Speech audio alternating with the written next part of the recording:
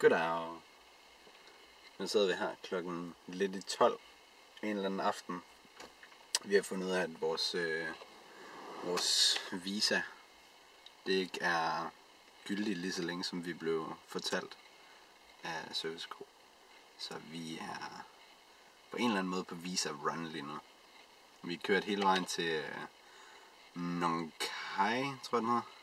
Den ligger tæt på Vientiane, som er Laos' hovedstad, som ligger lige på grænsen mellem Laos og Thailand.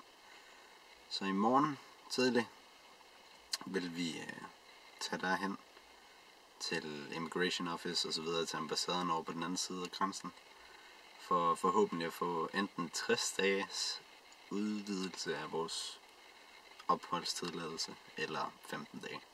Vi håber selvfølgelig på de 60 dage, og alt efter hvor meget det koster, så må vi jo lige se. Men ellers så skal vi være ude af landet igen om 3 dage. Så nu må vi se, hvad der sker. Til nogen har været så heldig at få bagpladsen herovre bag. Jeg tror ikke engang, I kan se hende. Skal vi lige gøre sådan her? Så kan I se hende. Dun, dun, dun. Fuck, kan du give advaret? Så ligger hun der på dig. Og så får jeg lov til at få hvad det hedder, forsædet. Passagersædet. Men ja. Tudelu.